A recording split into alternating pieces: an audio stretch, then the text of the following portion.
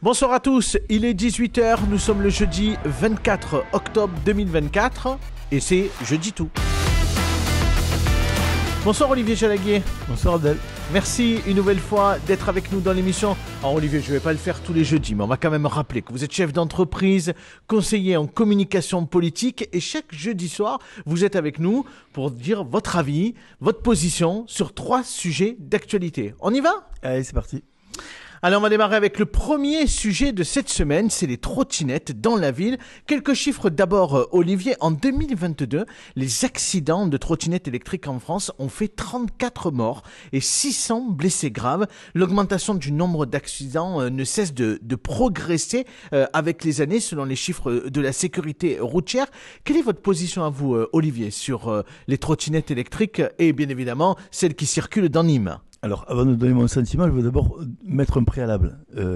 Tous les conducteurs de trottinettes et tous les conducteurs de vélos, parce que je les mets aussi un peu parfois dans le même ensemble, ne sont pas des délinquants de la route et respectent pour la plupart le code de la route et la réglementation.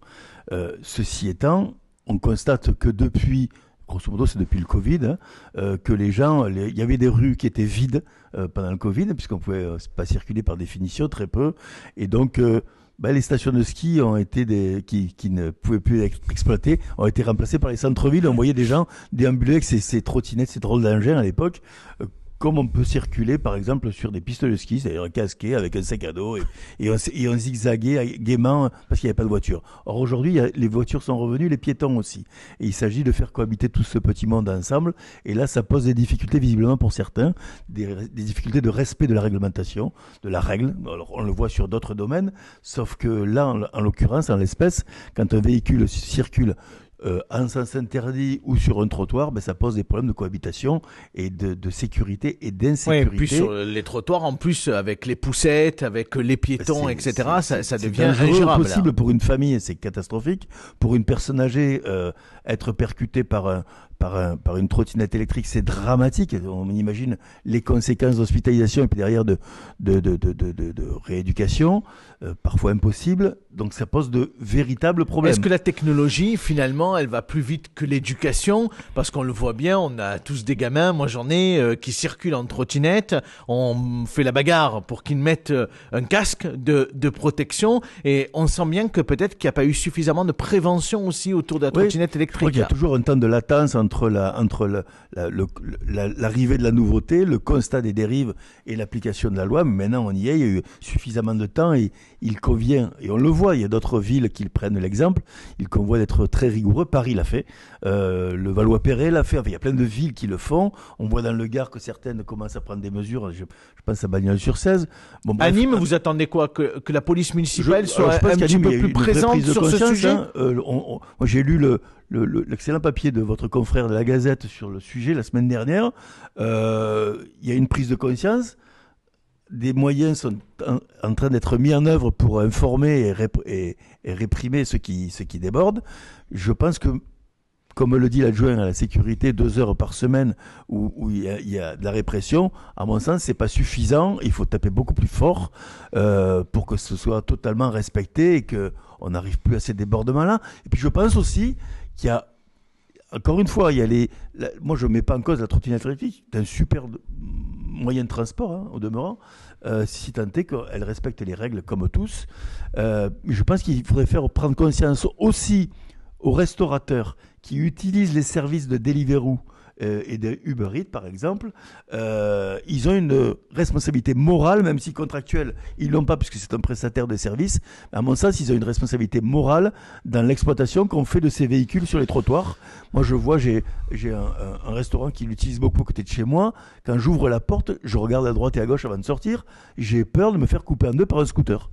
Alors, scooter, trottinette électrique, vélo, c'est des véhicules qui circulent sur les trottoirs et qui n'ont rien à y faire. Merci Olivier pour ce premier sujet. Deuxième sujet plus politique cette fois-ci, puisqu'on va parler des municipales et des candidats à l'élection municipale. Alors quelques-uns putatifs à ce stade se sont succédés sur notre plateau ces derniers jours, mais chacun est encore dans une forme de réserve. On nous dit que l'élection est dans 18 mois. Bon, c'est assez faux, puisque dans 18 mois on vote. En fait, tout va se décider entre maintenant et le début d'année prochaine. Je ne sais pas si vous êtes d'accord avec moi, Olivier. Bah, disons que oui, moi ça me fait sourire ces candidats qui font le tour de votre plateau régulièrement et qui viennent. Alors, s'ils viennent, c'est qu'ils ont souhaité être présents, hein, qu'ils l'ont même désiré. Et puis après, ils arrivent là, ils se tortillent. Pensez à quelqu'un en particulier? Non, je pense à tous. Non, très honnêtement, là, je pense à tous, de droite comme de gauche, mais qui se tortillent et qui font leur mijorer pour dire que il n'est jamais temps d'annoncer sa candidature, il n'est jamais temps d'annoncer son programme, il n'est jamais temps de rien en fait. Et puis quand le temps passe, après, c'est terminé. Donc on n'a jamais rien annoncé, si ce n'est sa candidature, pour dire qu'on a besoin des électeurs. Moi, ce que j'attends de ces gens-là, c'est moins de savoir s'ils sont candidats que de savoir leur projet, de droite comme de gauche. Qu'est-ce qu'ils veulent faire de Nîmes ? Et bon, parce que on a l'exemple d'un maire, Jean-Paul Fournier, qui est là depuis 4 mandats. Il a toujours dit, on est élu sur un projet, pas sur un bilan. Et sur il a fait 3 réélections, et sur les 3 réélections, il a toujours présenté un bilan, un vrai bilan, au Nîmois, à chacune de ses réélections.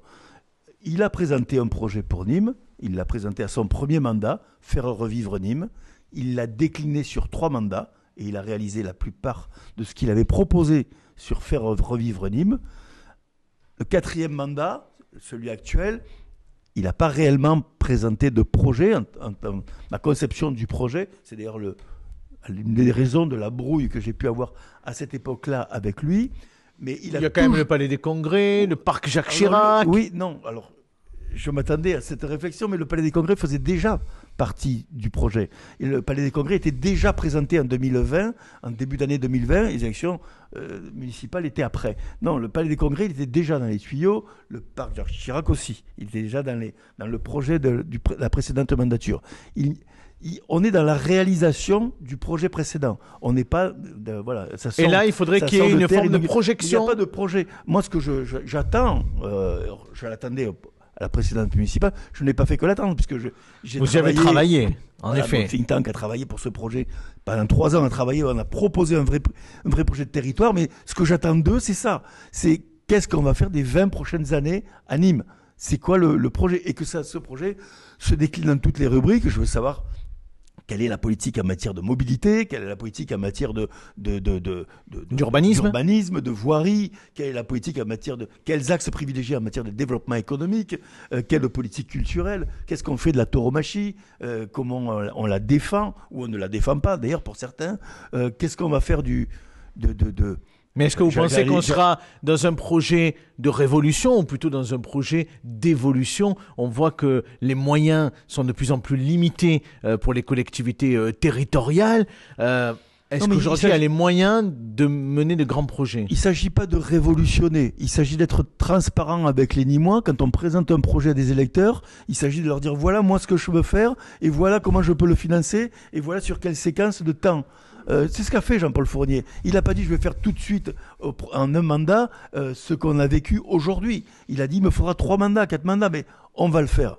3e et dernier sujet pour cette semaine, Olivier, dans Je dis tout, c'est les Galeries Lafayette. On a échangé ensemble pour préparer cette émission et vous m'avez dit nouvelle galerie ou nouvelle galère pour le centre-ville de Nîmes. Expliquez-vous, Olivier. Bon, déjà, c'était le jeu de mots qui m'a beaucoup plu. Non. On va derrière le conseiller en communication, l'expert en communication. Non, plus sérieusement, on va commencer d'abord par un point positif. Il se passe enfin quelque chose à la Coupole des Halles. Voilà, ça, c'est le gros point positif, parce que jusqu'à présent, ça fait des années qu'on nous balade en repeignant 3 murs, voilà, et avec des enseignes qui ferment. Donc, un point positif pour la Socri. Enfin quelque chose, voilà.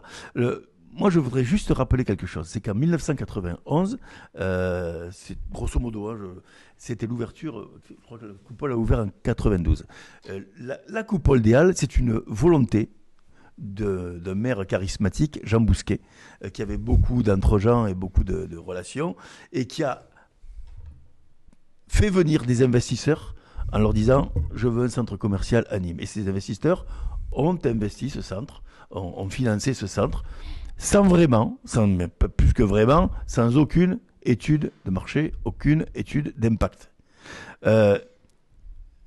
moi, à cette époque-là, je travaillais dans une agence de communication, j'ai été consulté pour l'ouverture, on a demandé ces études, comme il n'y avait pas ces études, on a nous financé l'étude. Et donc, j'ai travaillé avec un jeune cabinet d'études marketing, à l'époque, ni moi, qui avait des mêmes générations que moi, donc on était jeunes à l'époque, il venait de s'installer. Vous l'êtes toujours, Olivier, vous l'êtes toujours. Ça s'appelait le cabinet RPC, donc c'est les initiales des 3 fondateurs, et le P de RPC, c'est Franck Proust. On connaît bien aujourd'hui maintenant, à l'époque il était moins connu car il venait de Poitiers. Et Franck Proust, depuis, il a mené cette étude avec ses associés, et l'étude était très claire. Le centre commercial que souhaitait M. Bousquet était un centre haut de gamme, avec des enseignes haut de gamme. La difficulté, c'est que la commercialisation qui a été faite du centre n'a pas suivi ce haut de gamme. Par facilité, on s'est rabattu sur le moyen de gamme.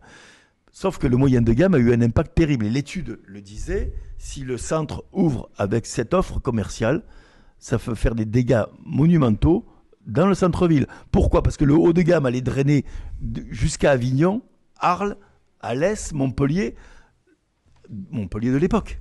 Le moyen de gamme drainait beaucoup plus court et faisait un carnage sur le centre-ville. C'est ce qui s'est produit avec un centre-ville, avec des enseignes de centre-ville déjà éminemment fragilisées, donc qui n'ont pas survécu à l'affaire.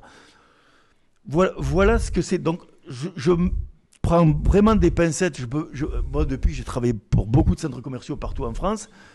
Mais c'est quand même une bonne nouvelle, ces Galeries Lafayette, où vous pensez quand même que malheureusement, on va se retrouver dans le même schéma que vous expliquez jusque-là. Il faut s'en réjouir, mais il ne faut pas tirer des conclusions hâtives, d'abord sans études. J'imagine que le groupe qui fait venir les galeries a des études à l'appui, je l'espère, mais ce qu'il convient de penser, c'est que c'est pas parce que ça va ouvrir que ce sera la locomotive du centre-ville. Aujourd'hui, on a une certitude, la seule locomotive du centre-ville qui existe, c'est les halles alimentaires. Est-ce que cette locomotive est suffisante pour tirer l'ensemble du commerce du centre-ville ? Non. N'empêche que c'est une locomotive qui existe et qu'on ne remplace pas une locomotive en méprisant l'autre locomotive. Merci Olivier, on aura l'occasion bien évidemment de reparler des Galeries Lafayette. On va rappeler bien évidemment pour nos téléspectateurs que ces Galeries Lafayette doivent arriver à la fin de l'année 2025 au 2e étage de la coupole de Nîmes. Merci Olivier d'avoir été avec nous ce jeudi, on était ravis une nouvelle fois. Merci Abdel. Merci à tous d'avoir suivi ce nouveau numéro de Jeudi Tout. On va remercier Romain Curat pour la réalisation de l'émission de ce soir. On va partir quelques jours se reposer et puis on va revenir le lundi 4 novembre à 12h30. C'est le procureur d'Alès qui sera sur ce plateau. Et puis le soir à 18h dans le Club Soir, on recevra Nicolas Maisonnet, le député Rassemblement National. Je vous souhaite de bonnes vacances si vous en prenez. Pour ma part, je vous donne rendez-vous le 4 novembre prochain.